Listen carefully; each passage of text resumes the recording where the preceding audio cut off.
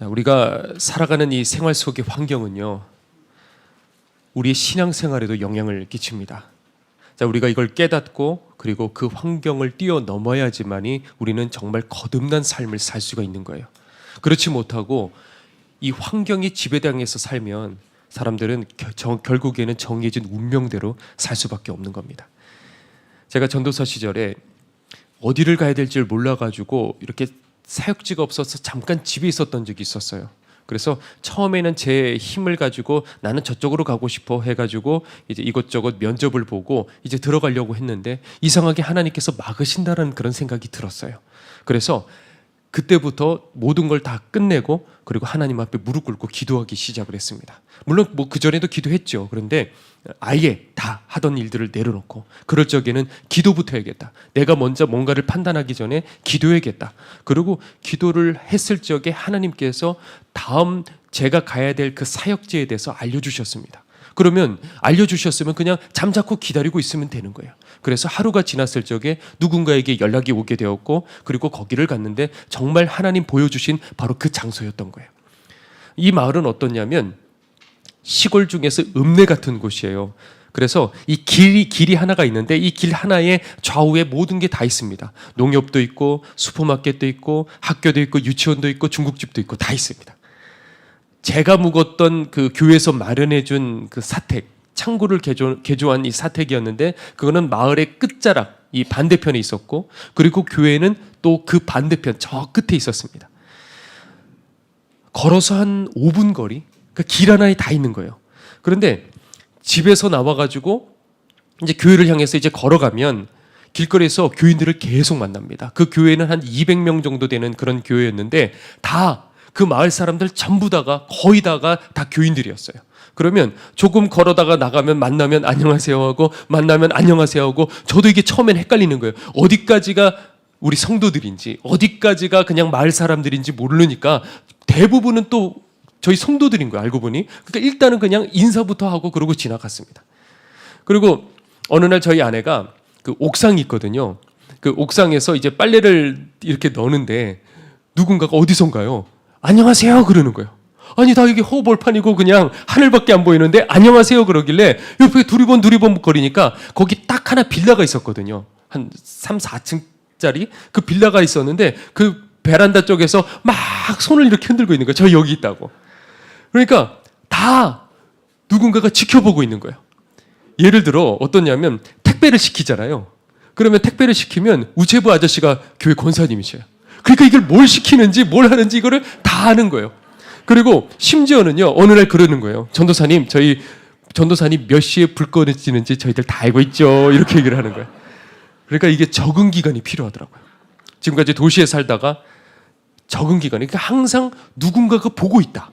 조심해. 항상 누군가가 보고 있다. 이런 그것 때문에 항상 이제 초반에 좀 그런 시간들이 필요했는데 지금 이제 그 이후에 생각을 해봤을 적에 이게 제 신앙에 도움이 된다라는 생각을 해봤습니다. 옛날에는 성도들이 다 이런 환경 속에서 살아갔을 거란 말이에요. 그 마을들이 있고 그 마을 사람들 전부 다 알잖아요. 그러니까 내가 잘하든 내가 잘못하든 이게 다 서로 엮여 있기 때문에 이게 더 바로 살아서야만 했던 거예요. 그때 거기 계시던 장로님이 계시는데 거기는 장로님들이 하나같이 다 좋은 분들이셨어요. 거기 이제 원로 장로님이 한 분 계셨는데 가자마자 교회 앞에 현수막을 달아야 된대요. 그래서 같이 이렇게 들고 가서 이제 현수막을 다는데 이 전봇대를 타고 올라가서 너무 아슬아슬하게 위온 높은 곳에 올라가야 되는 거예요. 그래갖고 제가 헉 하고 이렇게 쳐다보고 있는데 장로님이요 내가 하겠다고 그러시더니 그 높은 아슬아슬한 곳까지 올라가시는 거예요. 이게 장면이 참 웃기죠. 젊은 전도사는 밑에서 이렇게 쳐다보고 있고 그리고 88세 되시는 장로님이 원로 장로님이 거기를 올라가셔가지고 아슬아슬한 그 가장 꼭대기까지 가셔갖고 이거를 하고 계시는 거예요. 근데 더 황당한 거는 여러분들 뭔지 아십니까? 원로 목사님이 계셨는데 당시에 100세가 넘으시는데 오토바이 타고 마을을 다니셔요. 그런 마을이에요. 장수하는 그런 마을이었어요.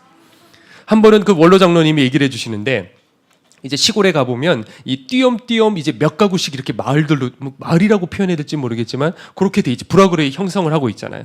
그래서 어떤 그 마을에 이렇게 장로님이 찾아가셔서 전도를 이렇게 저희가 매주 이렇게 다녔거든요. 얘기를 하시는 거예요. 그 옛날에 당시에 한 사람이 이제 귀신이 들렸던 거예요. 그러니까 지금 한 사람에게 이제 전도를 하는데 그 얘기를 하는 거예요. 그 전도하는 그 사람에게. 그래서 귀신이 들렸는데 이 성도들이 다 같이 모여가지고 그냥 작정 기도를 하고 거기서 통성 기도하고 보혈 찬송 부르고 그래서 귀신이 이제 나가게 된 거예요. 그래서 그분이 너무 고마워서 이제 집으로 초대를 한 거예요. 그래서 만두를 빚어다가 그 옛날에 그 검은 가마솥 있지 않습니까? 커다란 거 거기에다가 그 만두를 찐 겁니다. 그리고 이제 뚜껑을 열려고 하는데 이 뚜껑이 열리지가 않는 거예요. 아무리 하려고 아무리 힘을 주고 이걸 당겨도 이게 열리지가 않는 거예요. 그래가지고 거기 마을에 제일 힘이 센 사람이 있었어요. 그 아저씨가 와가지고 이거를 막 잡아당겨도 아무리 힘을 줘도 이게 열리지가 않는 거예요.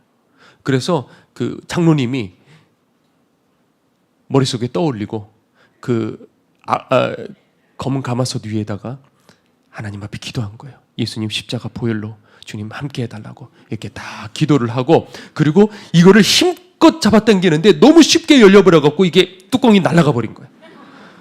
자, 여러분들 왜 그랬겠습니까? 사단이 이제 나간 그 집안에서 나갔는데 나갈 적에도 배가 아픈 거예요. 그래서 대접하는 그 음식 앞에 마지막에 해코지하고 그러고 나간 거예요. 자, 그런데 그 이야기를 어느 마을에 이제 믿지 않는 그 사람에게 이제 전도를 하면서 이 얘기를 지금 해준 거예요. 그러면서 이렇게 얘기하는 거예요. 그 뚜껑을 열던 그 암흑에, 그 힘센 그 암흑에 너도 알지 않아? 걔잖아. 그 마을의 걔잖아. 그러니까 하고 그 사람이 쉽게 알아먹는 거예요.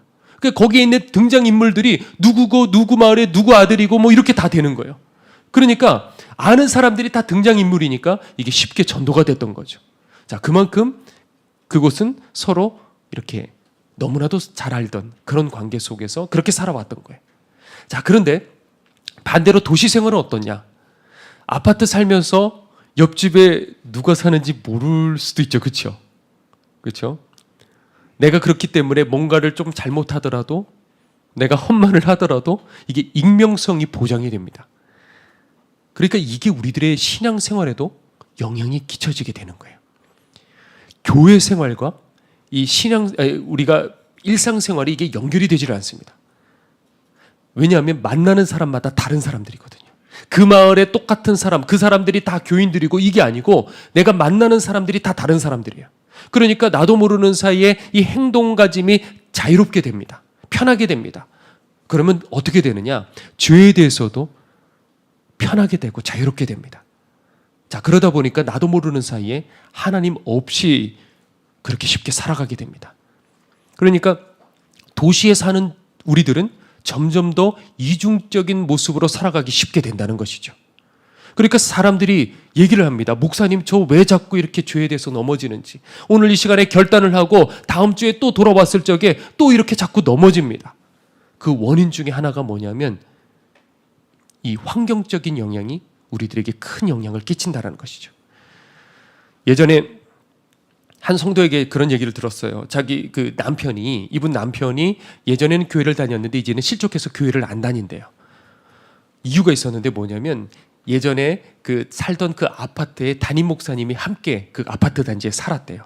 그런데 어느 날 이분이 이제 지나가시는데 그 아파트 단지에 우연히 이제 뭔가를 보게 됐는데 이 목사님이 이 차를 빼다가 다른 차랑 이렇게 시비가 이제 붙게 된 거예요. 그래가지고 목사님이 그만 화가 나가지고 그냥 고의로요 밟아가지고 그 차를 쾅 하고 부딪혀버린 거예요. 그런데 이 남편분이 우연히 지나가다가 그 장면을 보고 이제 실족을 해갖고 교회를 떠났다는 거예요. 자, 만약에 교인이 앞에서 보고 있었다고 한다면 화가 날 수 있겠지만 그냥 엑셀을 밟아서 그냥 부딪혔겠습니까? 그러지는 못했을 거예요. 자, 그런데 우리가 이걸 듣고 그냥 저 목사님이 어떻게 저럴 수 있어 하고 어떤 한 목사님에 대해서 비난하고 말 문제가 아니라 우리도 그런 거예요. 누군가 보지 않기 때문에 마음대로 우리들은 이중적으로 살아가는 거예요. 누군가가 보고 있었으면 그 말을 할 수가 없어요. 누군가가 보고 있었으면 그거 쳐다보지 않았을 거예요. 누군가가 보고 있으면 거기 가지 않았을 거예요. 그런데 누가 보지 않으니까, 아무도 보지 않으니까, 들키지 않았기 때문에, 내가 드러나지 않기 때문에 그냥 지금까지 아무렇지 않게 살아가고 있는 우리들의 그런 생활 속에 그런 모습들이 있다는 거예요. 음란한 세대에서 분노를 하는 거예요. 그런데 뒤로는 음란한 영화를 아무렇지 않게 봐요. 동성애 반대 막 외치는 거예요. 그런데 뒤로는요, 그런 것들이 소재가 나오는 드라마들을 아무렇지 않게, 저거 안 되는데 어떻게 저럴 수 있어 하면서도 다 쳐다보고 있는 거예요. 여러분들 지금까지는 잘 숨겼다고 생각하십니까? 차라리요, 이게 차라리 드러났으면, 차라리 우리가 들켰다고 한다면, 차라리 부끄러움을 당했다고 한다면 괜찮은데, 이게 드러나지 않으면 어떻게 되느냐? 고스란히 심판대 앞에 그때 드러났을 적에는 회개할 기회도 없는 거예요. 자, 주님께서 바리새인들에게 뭐라고 그러셨냐면, 이 독사의 새끼들아, 이 독사의 자식들아, 남들은 다 천국 간다 할지라도 너희들은 못 간다. 겉은 멀쩡해 보여도 속은 시체 썩는 냄새로 가득 찬 니네들은 회칠한 무덤이다.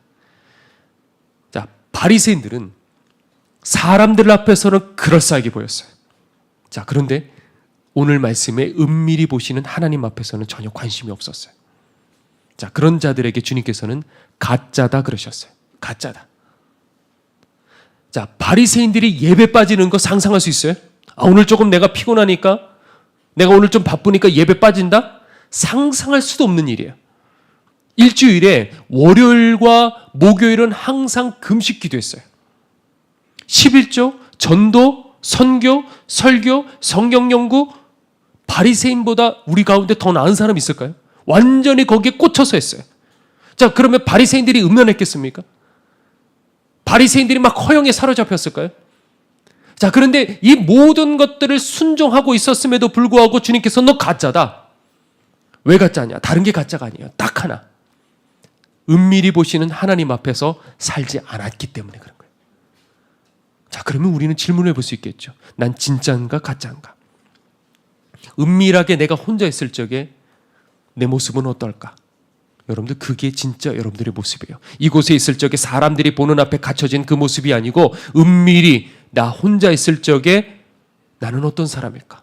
왜? 믿음이 있다고 한다면 주님이 날 보고 계신다는 그 생각이 항상 우리들에게 있어야 되잖아요. 그런데 그때 내 마음대로 하나님이 원치 않은 그 삶을 산다는 것은 주님이 보고 계시지 않는다는 믿음을 가지고 있는 거예요. 자, 그런 나를 알고 가슴 치고 우리들은 회개해야 돼요.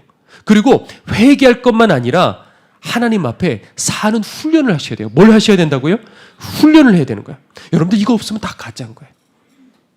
여기서 우리가 은혜를 받고 눈물도 흘리고 그래도 이 내 비뚤어진 이 인격이지 않습니까? 이거를 십자가에 못 박고 하루하루 순종하는 그 삶을 살아가는 사람들은 과연 우리 가운데서도 얼마나 있을까? 거듭난 체험을 한 사람들은 있을 겁니다. 그렇죠? 자, 그런데 정말 거듭난 열매를 보일 수 있는 사람들 별로 없어요. 왜 그러냐면 대부분이 하나님 앞에서 그렇게 사는 훈련을 하지 않은 거예요. 과거에 내가 10년 전에 주님을 만났던 그 체험 의지하고 내가 오늘 나를 십자가를 못 박고 주님 말씀에 순종하고 내 자아를 죽이며 살아가는 그 사람들이 없기 때문에 거듭난 체험은 있을지 모르겠지만 거듭난 삶이 없는 거예요. 열매가 없는 거예요.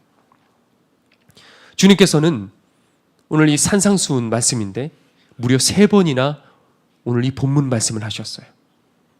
은밀한 중에 보시는 너희 아버지께서 갚으시리라 그랬어요. 은밀한 중에 보시는 너희 아버지께서 갚으시리라.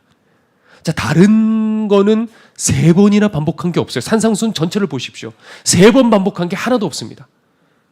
그런데 3번이나 했다고 한다는 것은 그만큼 중요하다는 거예요. 그만큼. 자, 그런데 이 3번 강조한 이 말씀에 여기에는 3가지 의미가 담겨 있습니다. 하나는 뭐냐면 우리가 사람을 너무 많이 의식한다는 거.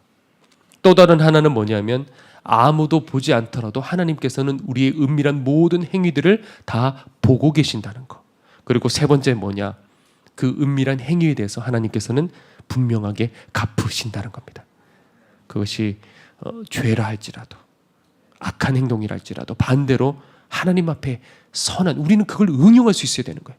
하나님은 은밀하게 보시기 때문에 그렇다고 한다면 어떤 분이 북한에 이렇게 간 거예요. 그러면 도청장치들이 있잖아요. 그러면 분명히 듣고 듣고 있을 거야. 처음에는 몰랐대요. 그런데 그거를 듣고 있구나라는 걸 알아차린 거야. 그러면 어떻게 하느냐? 그걸 역이용해 갖고 분명히 저 사람들이 듣고 있으니까 그러면 내가 여기서 그냥 복음을 말해야겠다. 허공에다 대고 복음을 말해야겠다. 그런 것처럼 하나님께서 은밀히 나를 보고 계신다고 한다면 그 앞에 나는 그러면 살아가야겠다. 이게 바로 믿음이라는 것이에요. 그러면 반드시 그분은 우리들에게 갚아주셔요. 그분이 우리들에게 뭘 빌려주신 것도 아닌데 빌렸다고 느끼며 갚아주시기를 원하셔요. 그걸 통해서 우리가 주님 안에 있다는 것을 알게 되는 겁니다. 아멘. 자, 그러면 하나님께서 은밀하게 뭘 보실까? 자, 첫 번째는 뭐냐면 인생에 견딜 수 없는 순간에 우리들이 무엇을 선택하는지를 하나님 그걸 보셔요. 자, 다시 한번 은밀하게 보시는 하나님께서는 뭘 보시냐면 우리가 인생에 견딜 수 없는 그 순간에 뭘 선택하는지를 바로 그때 하나님은 보신다는 거예요.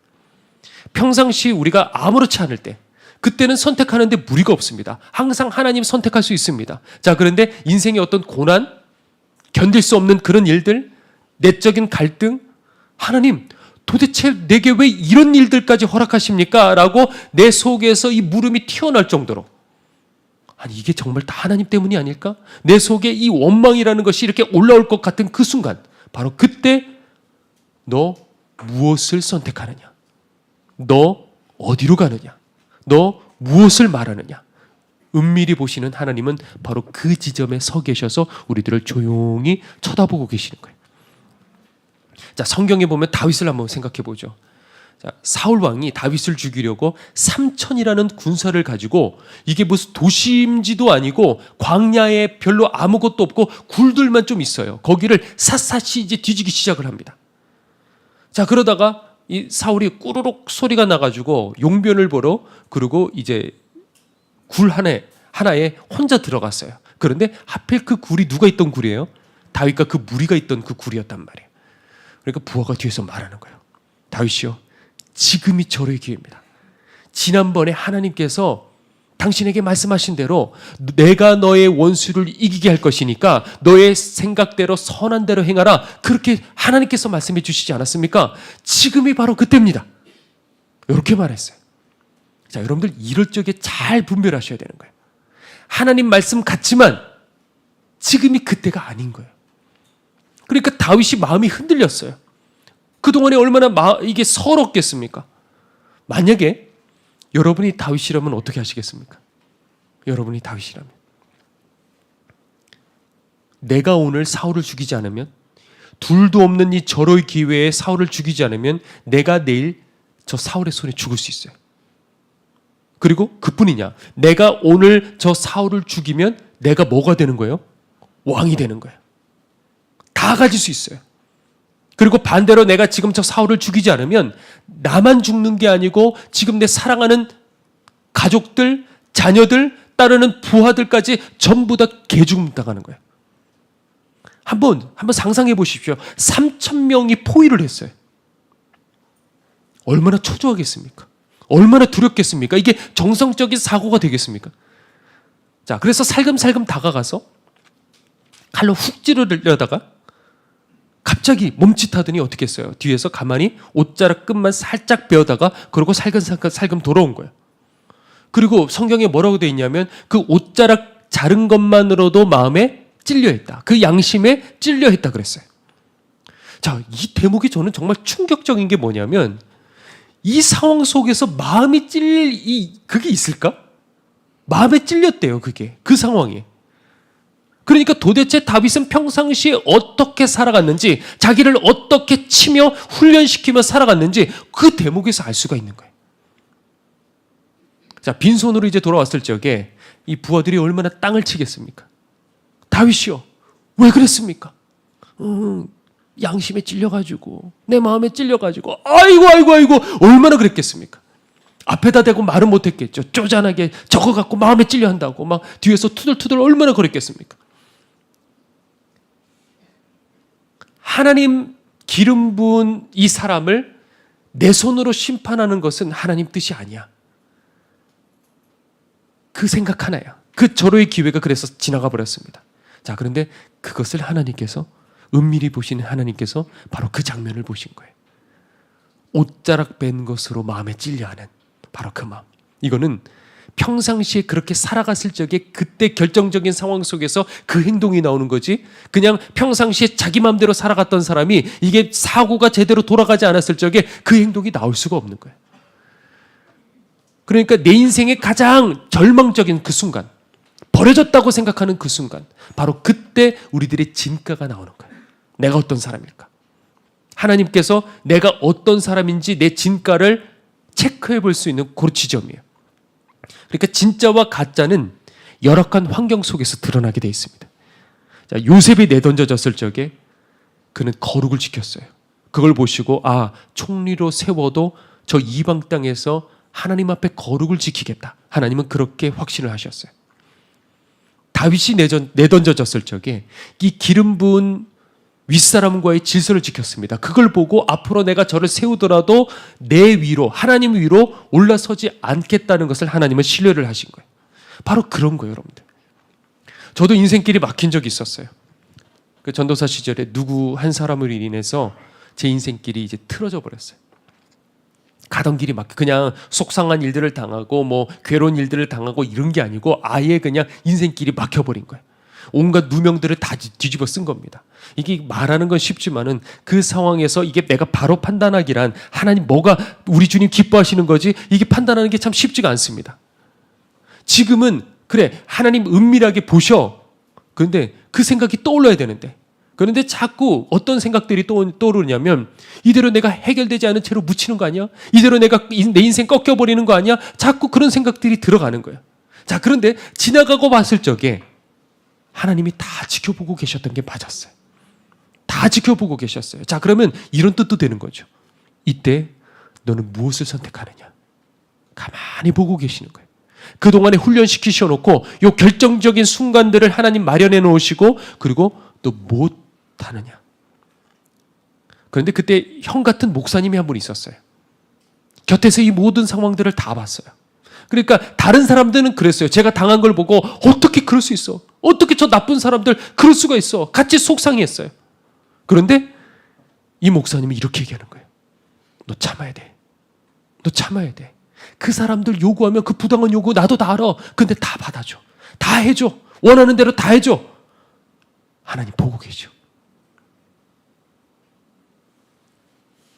누구도 저한테 그 얘기해 준 사람 없었어요. 제 가까운 사람들까지도 그런 얘기해 준 적 없었어요.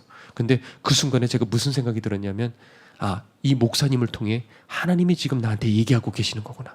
그 생각이 들었어요. 자, 이 땅에서 가장 하나님 아끼시던 그 다윗에게도 말할 수 없는 그 시련을 주셨다고 한다면 여러분들은 예배겠습니까? 안 주실까요? 내가 너를 사랑하니까 난 너에게 어떤 고난도 주지 않고 행복만 줄 거야. 그러실까요? 왜 하나님 제게만 이런 고난 주십니까? 남들은 잘 되는데, 저 권사님은 잘 되고 저 집사님은 잘 되는데 왜 나는 예수 믿고 왜 이렇게 잘 안 됩니까? 안 주실까요? 주셔요, 하나님은.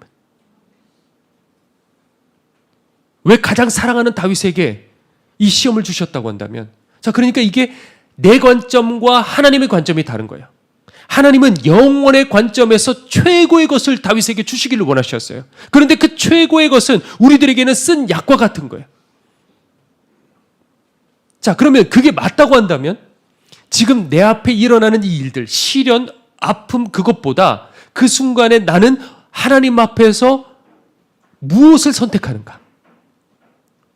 어떻게 내가 살아가는가? 하나님은 그 순간에 그 시련을 내 속에, 내 앞에 딱 던져놓으시고 그거를 은밀하게 지켜보고 계신다는 거예요.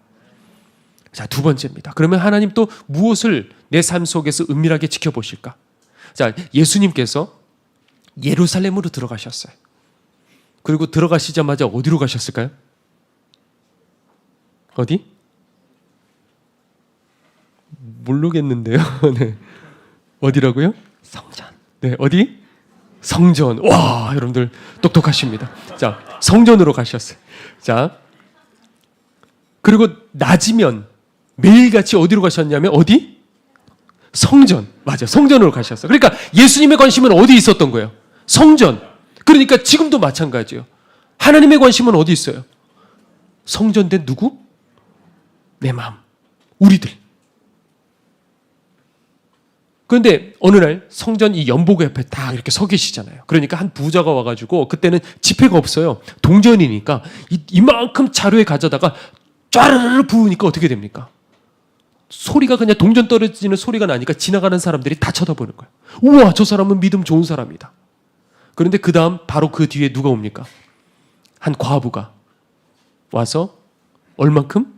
2렙돈, 지금으로 말하면 1,000원 되는 그 2렙돈을 떨어뜨렸어요. 쳐다봅니까? 아무도 관심 가지지 않아요. 자, 그런데 주님께서 제자들을 일부러 부르시다가 곧바로 뭐라고 얘기하시냐면, 자, 이 중에 니네들이 지금까지 봤을 적에 누가 많이 헌금했냐?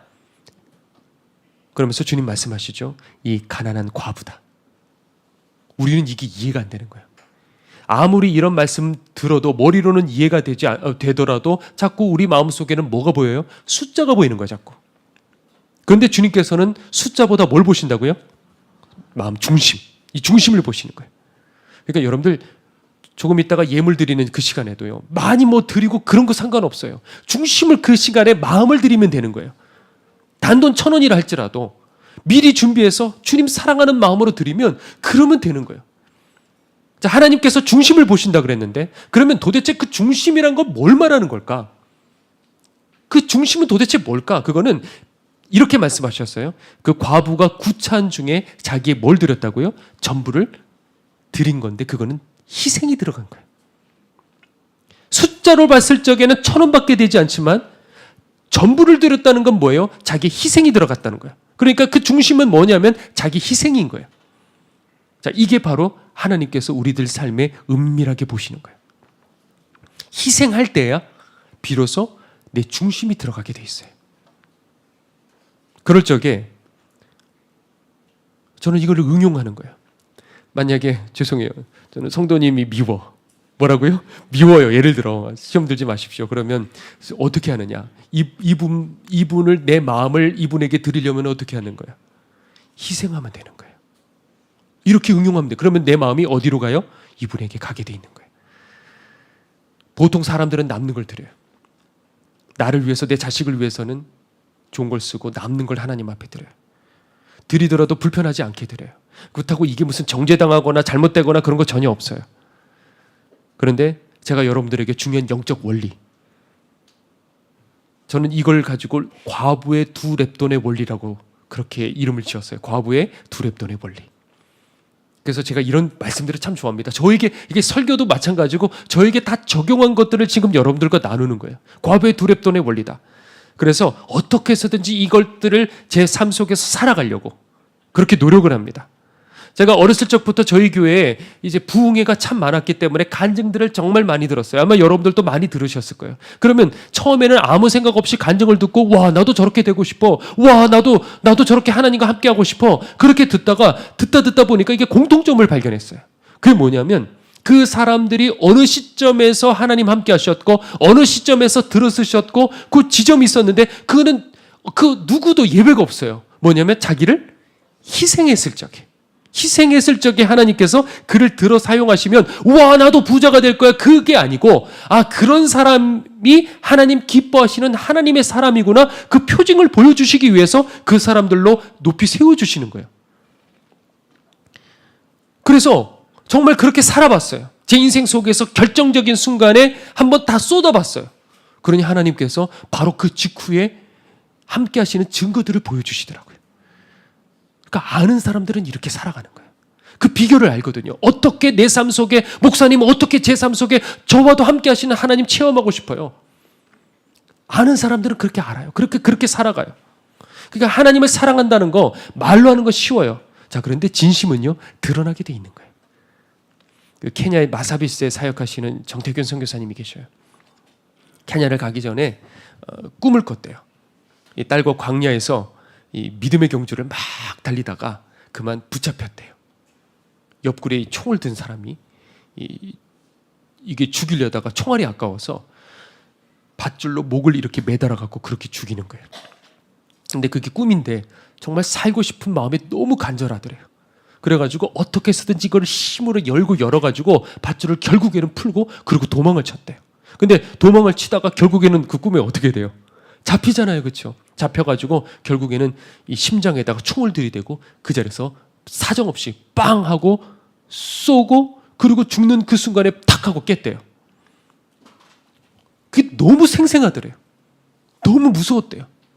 그리고 옆에 있던 아내한테 얘기했대요. 여보 무서워. 이게 느낌이 이상해. 안 가면 안 될까? 그랬더니 그 사모님이 뭐라 그러셨냐면 여보 한 방에 가는 것을 감사하게 생각하세요. 잡혀갖고 돌 맞고 그냥 목에 그냥 칼로 썰려갖고 죽고 뭐 그런 거 아니라 한 방에 가는 건데 이렇게 얘기를 하니까 내가 결혼을 잘한 건가? 뭐 그런 생각이 들었대. 그래서 한국에 와서 이제 잠깐 갔다가 다시 이제 돌아와서 그때 박 목사님과 이렇게 사택에서 같이 이렇게 선교사님을 만났어요. 목사님이 그렇게 얘기하시더라고요. 북쪽에 지금 있는 거기 말고 이제 북쪽에 사역을 이제 또 하려고 그러는데 거기는 진짜 험해.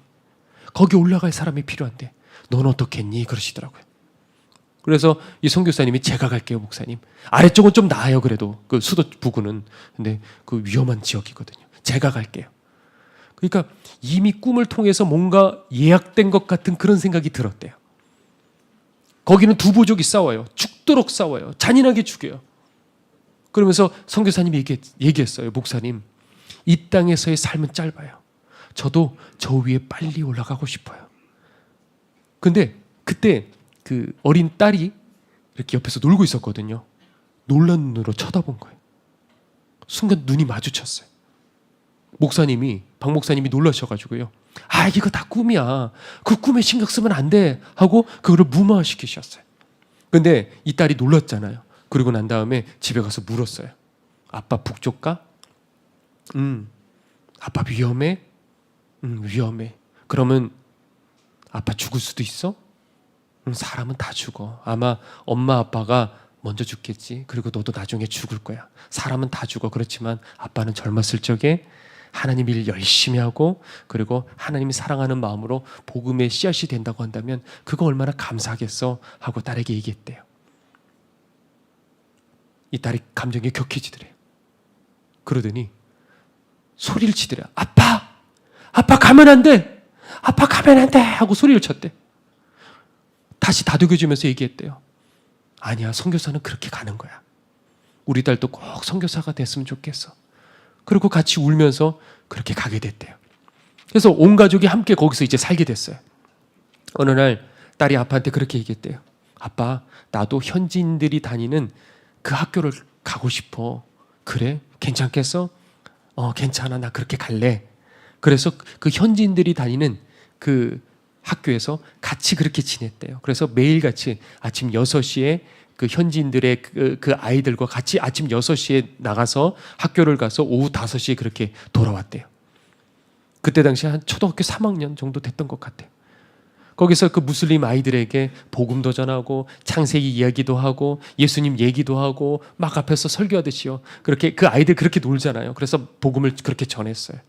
자, 그런데 다른 그 무슬림 아이들에게 어느 날 얘가 이렇게 멱살이 붙잡혔어요. 그 애들은 크잖아요. 멱살을 붙잡고 질질 그냥 끌려다녔어요. 그리고 죽여버리겠다고. 너 자꾸 예수 전하면 죽여버리겠다고 협박을 했대요. 그런데 이 아이가 얼마나 힘들었겠습니까? 근데 그 다음에 그 아이들에게 또 찾아가서요. 그 아이들을 품에 꼭 끌어안아주고 그리고 그 아이들 구원받게 해달라고 하나님 구원받게 꼭 해주세요. 그렇게 기도를 했다는 거예요. 초등학교 3학년짜리 아이가. 그리고 집에 돌아왔대요. 그날.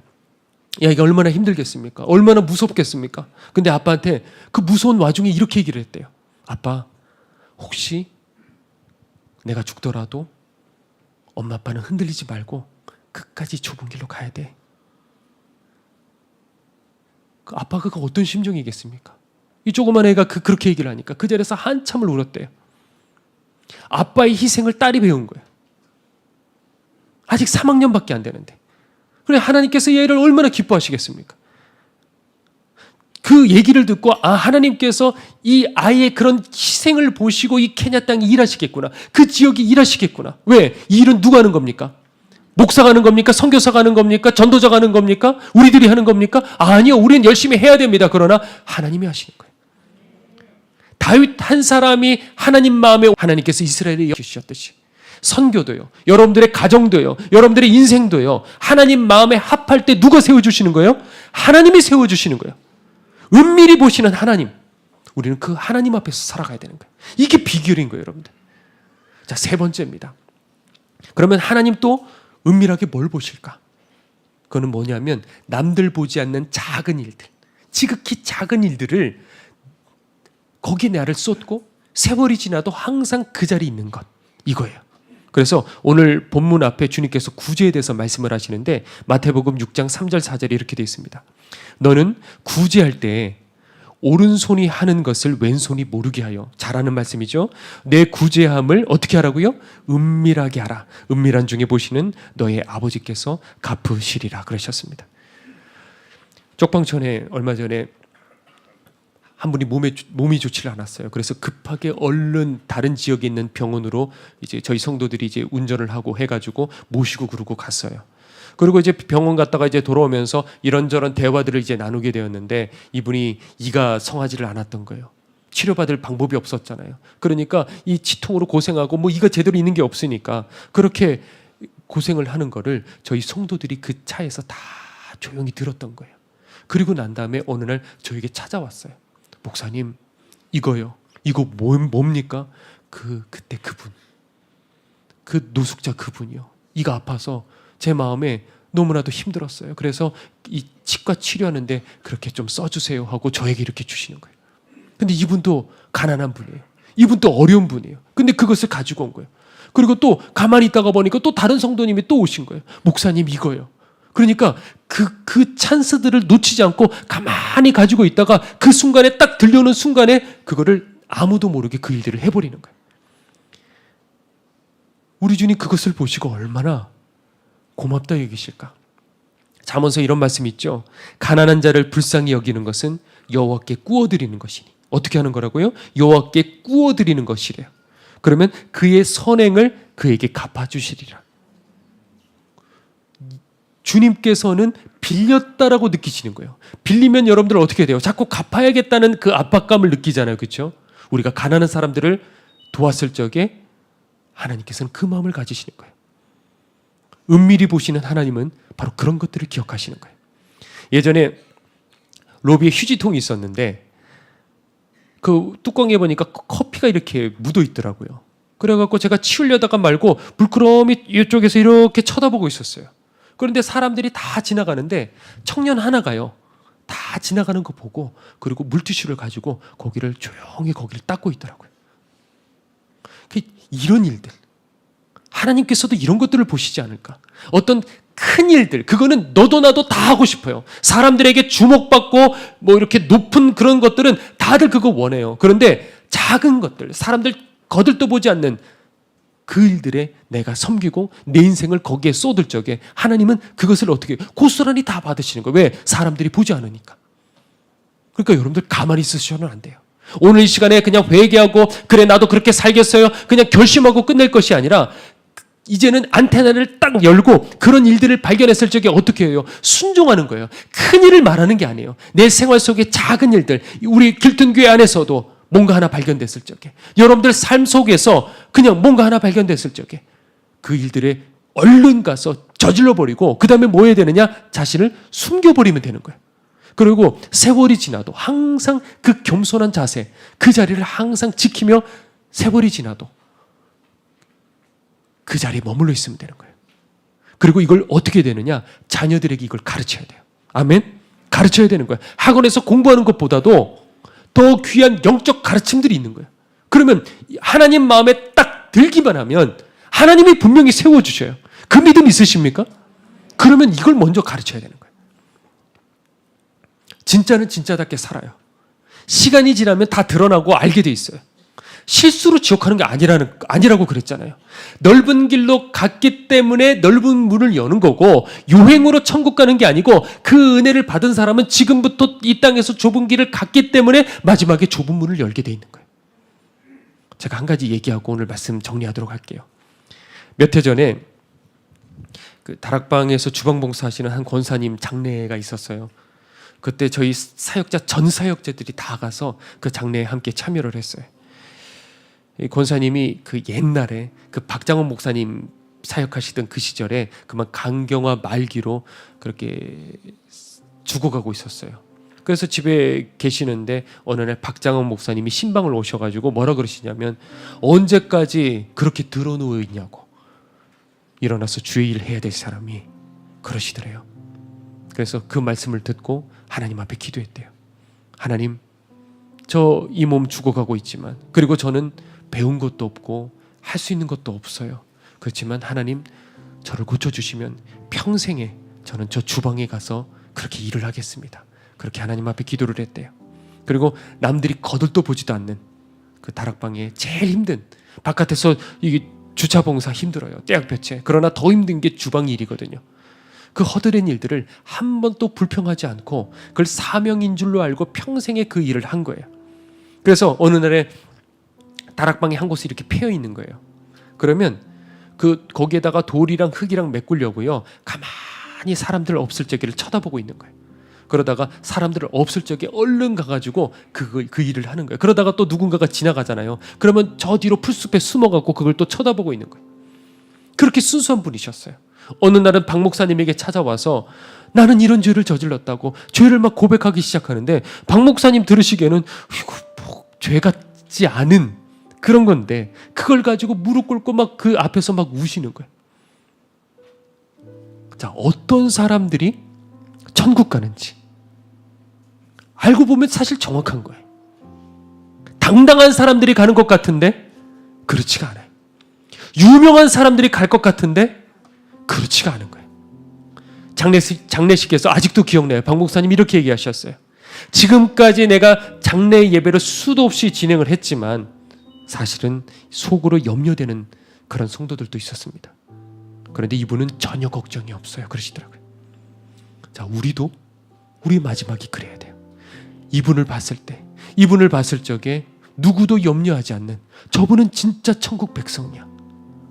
사람 보는 눈이랑 제가 알았어요. 하나님 보시는 눈이랑 비슷하다는 걸 제가 알았어요. 드러나게 돼 있어요. 알게 돼 있다고요. 저기 심판대 앞에까지 가지 않더라도 100%라고 할 수는 없지만은 그 사람은 드러나게 돼 있어요. 크고 화려한 길이 아니에요. 하나님 앞에 진실한 삶. 자, 그런데 권사님이 어려움이 있었는데 그 남편 할아버지가 계셨거든요. 그 할아버지에게 계속 매를 맞았어요. 그래서 몸이 성한 데가 없었어요. 근데도 한마디도 불평하지 않았어요. 할아버지는요, 다락방에 그 예전에 이렇게 올라오시면요, 항상 이렇게 문제가 일어났어요. 물론 그 전에 그 권사님 소천하시기 몇 년 전에 벌써 소천을 하셨지만은요. 그러면 저희 이제 사역자들이 그 할아버지가 올라오면 다들 부담스러워하는 거예요. 할아버지 여기서 이러시면 안 돼요. 할아버지 여기서 이렇게 말씀하시면 안 돼요. 막 이렇게 저희들이 이렇게 붙잡고 그랬어요. 그런데 권사님 소천하시기 전에 제가 들었어요. 그 병원에서 권사님 남동생께서 얘기를 해주셨는데, 우리 매영 목사님은 귀한 분이시. 목사님이시다는 거예요. 이분은 어떻게 사역을 하셨냐면, 저 알제리 같은데 저런 무슬림 지역에 가서 목숨을 걸고 복음을 전했대요. 그래갖고 거기에 그냥 생명을 다해서 거기에 자신의 인생을 쏟아갖고 그 마을 전체를 그냥 복음화 시켜버렸대요. 그리고 난 다음에 어디로 가셨냐면 저 중국으로 가서 지하교회로 들어가서 거기서 목숨을 걸고 또 복음을 전하고 밤마다 성경을 가르치고, 그러다가 그만 가장 무서운 그 공안들에게 어느 날 붙잡혀서 감옥으로 들어가 버렸어요. 그 공안들이요, 알약을 주더래요. 하얀 알약을 주고 그거 먹으래요. 안 먹을 수가 없잖아요. 먹었대요. 먹으면 어떻게 되냐면 정신을 잃어요. 그리고 그 순간 그때부터 죽도록 매로 때리는 거예요. 그리고 시간이 흘러서 또 정신을 차려요. 그러면 또 흰 그 알약을 줘요. 또 먹으래요. 그걸 먹어요. 그러면 정신을 잃고 또 죽도록 매를 맞고 또 흰 알약을 먹고, 그것을 계속 반복하다가 보니까 어떻게 되냐면 정신을 잃어버린 거예요. 내가 목사인지 아닌지, 내가 무슨 일을 했는지, 이런 기억들을 송두리째 다 잃어버리고 집으로 돌아와서 그때부터 술을 마시고 주위 사람들을 힘들게 하는 그런 할아버지가 되어버리셨어요. 사람들은 다 오해했어요. 저희들도 다 오해했어요. 아니, 어떻게 사람들이 그런 거예요. 교회 다니면서 어떻게 저럴 수가 있냐고. 근데 은밀히 보시는 하나님은 그분이 누구신지 다 알고 계셔요. 이미 정신이 아픈 지금 말고 지금을 보시는 게 아니에요. 치매를 걸렸을 적에 지금을 보시는 게 아닌 거예요. 그게 아니고 하나님은 그 이전을 보셨던 거예요. 하나님은 지금도 은밀하게 여러분들을 살펴보셔요. 그리고 내가 다 봤다. 이게 우리가 지금까지 박보영 목사님에게 들은 가장 중요한 교훈이지 않습니까? 내가 다 봤다 하시며 이 땅에서 이미 다 하나님은 판단하셔요. 우리가 누군지, 내가 지금 어디로 가고 있는지, 내가 정말 천국에 속했는지 아니면 지옥에 속했는지 딱 보면 금방 판단이 되는 거예요. 자, 그렇다면 이 시간에 하나님은 과연 나를 어떻게 보실까? 지금까지 여러분들 이 말씀을 들었을 적에 하나님은 과연 나를 어떻게 보실까? 나는 과연 하나님 앞에 누굴까? 사람의 칭찬에 속지 마십시오. 사람의 시선에 자꾸 거기 머물려고 하고 칭찬받으려고 하지 마십시오. 여러분들은 정말 속사람 거듭났습니까? 오늘 제가 얘기했던 이 영적 원리들, 이 세 가지를 하나하나 가슴속에 새기고 하나하나 그렇게 살기 시작하십시오. 지금은 아닌 것 같아요. 지금은 내가 버려진 것 같아요. 지금은 내가 넓은 길로 가는 것 같아요. 괜찮아요. 지금부터 그렇게 하나씩 살아가십시오. 그러면 어느 순간 여러분들도 모르는 사이에 그 하나님 앞에 순종으로 인해, 그 은혜의 순종으로 인해서 나도 모르는 사이에 거듭난 그 삶, 하나님의 백성으로 삶으로 주님께서 여러분들을 변화시켜 주실 줄로 믿습니다. 우리 이 시간에 함께 준비하신 예물 드리고 우리 뜨겁게 찬양하고, 주님, 이제는 내가 바로 살겠습니다. 결단하겠습니다. 회개 기도로 멈추지 않고 작은 것에서 그렇게 결단하며 살겠습니다. 이 시간 그렇게 기도하기를 원합니다.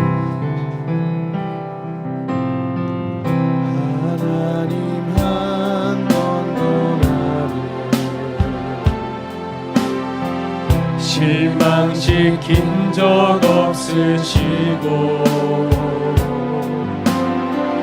언제나 공평과 은혜로 나를 지키셨네. 오 신실하신 주, 오 신실하신 주, 오 신실하신 주, 내 너를 떠나지도 않으리라. 내 너를 버리지도 않으리라. 약속하셨던 주님, 그 약속을 지키사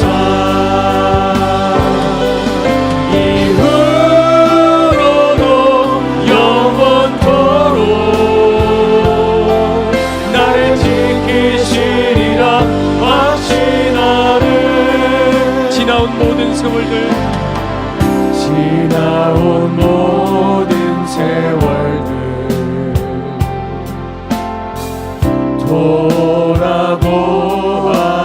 돌아보아도 그 어느 것 하나 주의 손길 안 미친 것 전혀 없네. 오 신실하신 주, 오 신실하신 주, 내 너를 떠나지도 않으리라. 내 너를 버리지도 않으리라. 약속하셨던 주님, 그 약속을 지키사 이후로도 영원토록 나를 지키시리라 확신하네. 우리 두 손 들고 찬양하겠습니다. 오 신실하신 주, 오 신실하신 주, 이곳에 있는 사랑하는 주의 성도들을 지켜주시옵소서. 그 발걸음을 지켜주시옵소서. 내 너를 떠나지도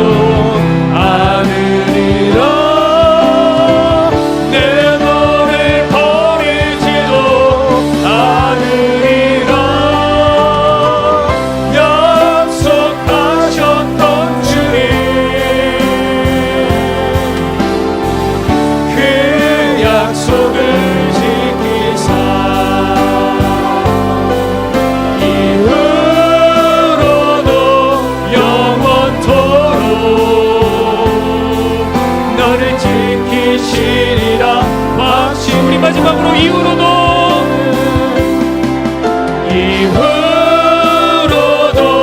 영원토록 나를 지키시리라. 우리 시간에 이 말씀을 기억하며 주님, 이제는 주님 말씀대로 살며 거듭난 삶이 되겠습니다. 이 시간 주님 결단할 때 성령께서 우리들을 지켜 주시옵소서. 이 시간 주여 한번 외치고 동성으로 기도하도록 하겠습니다. 주여,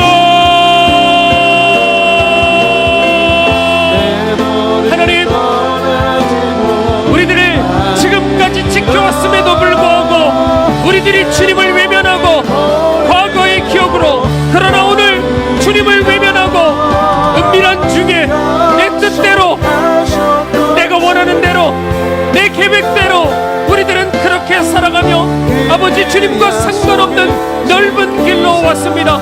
그러나 주님께서는 우리들을 끝까지 기억하시사 오늘 이 말씀을 통해서 너 돌아와야 된다, 좁은 길로 돌아와야 된다, 과거의 체험으로 만족하지 마라, 오늘 좁은 길로 가야 된다, 오늘 순종해야 된다 하시는 주님의 말씀에 저희들 은밀히 보시는 하나님 앞에 나는 과연 누구인가, 나는 과연 진짜인가, 하나님 그 중심은 드러나게 돼 있습니다.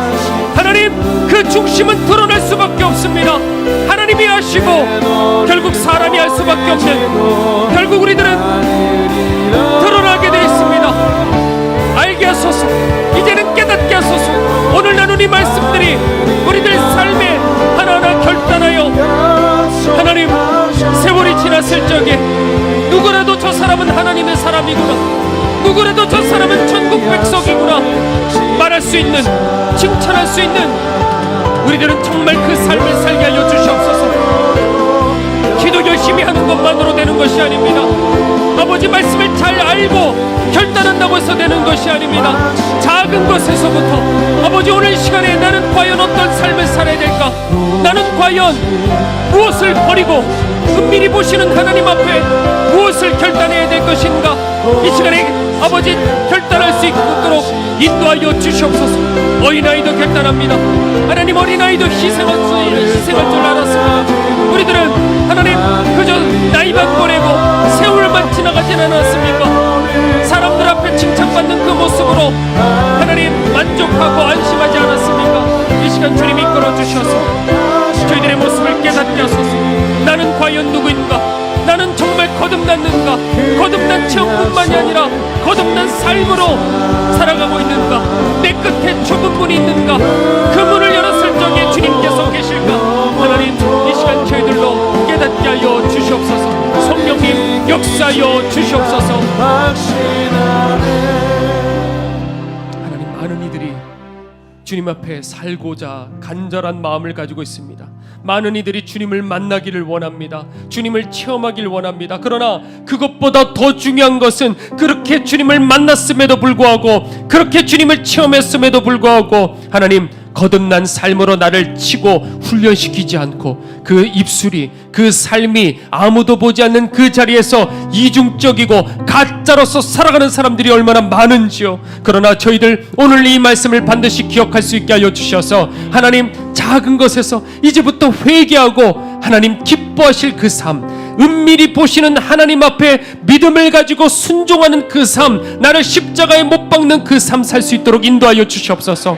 하나님 초등학교 3학년짜리 그 어린 여자아이도 자기를 희생할 줄 알았습니다. 하나님 우리들은 과연 어떤 삶을 살고 있습니까? 나를 위해서는 가장 좋은 것으로 하되, 그러나 하나님은 관심 없이 우리들은 그렇게 살고 있지는 않았습니까? 오늘 시간 저희들로 깨닫게 하여 주셔서 무엇이 진정한 좁은 길인지, 무엇이 진정한 열매 맺는 삶인지, 누가 진짜인지 오늘 이 말씀을 통해서 깨닫게 하여 주셔서 이제는 단호하게 결단하고 내 삶의 작은 것에서부터 순종하며 살아갈 수 있는 주의 거듭난 자녀들이 될 수 있도록 인쳐 주시옵소서. 오늘 이 시간에 저희들의 귀한 예물을 하나님 앞에 올려드립니다. 그 숫자가 많으나 적으나 하나님 아버지 사람들이 어떤 시선으로 쳐다보나 상관없이 그저 내 마음, 주님 사랑하는 마음으로 중심으로 드렸을 적에 그 예물이 아무리 작다 할지라도 너가 가장 많은 것들을 내게 주었노라 주님께서 칭찬하실 줄 믿습니다. 이곳에 있는 주의 사랑하는 성도들, 또 온라인을 통해서 예배드리고 있는 사랑하는 주의 모든 성도들, 칭찬받는 주님 기억에 남는 주의 성도들 되게 하여 주셔서 심판대 앞에 섰을 적에 다 천국 들어갈 수 있는 아버지 거듭난 백성들 되게 하여 주시옵소서. 드려진 예물 오직 저 하나님 나라 위에 귀하게 쓰임받게 하여 주시옵시고, 무너져가는 교회들과 죽어가는 영혼들이 살아날 수 있는 하나님의 능력이 되게 하여 주시옵소서. 그러나 오늘 이 가운데 물질적으로 어려움을 겪고 있는 지체들이 있습니다. 아버지, 육체적으로 고통을 당하고 정신적으로 아버지 견딜 수 없는 그 고난 가운데 있는 지체들이 있습니다. 특별히 기억하여 주셔서 하나님 살아계심을 오늘 이 자리에서 보여주시옵소서. 그래서 오늘 이곳에 있는 주의 사랑하는 성도들과 온라인을 통해서 예배드리고 있는 모든 그 자리에 주님의 권능이 임하여 주의 역사가 임하여 회복의 은혜가 나사렛 예수 그리스도의 이름의 능력으로 임하게 하여 주시옵소서. 지금은 우리를 위하여 십자가에 달려 돌아가신 예수 그리스도의 은혜와 하나님의 크신 사랑과 성령님의 함께하심이 이제는 거듭난 삶을 열매를 맺어가기를 원하는 주의 모든 백성들 머리 위에 지금부터 영원토록 함께하옵시기를 간절히 축원하옵나이다. 아멘.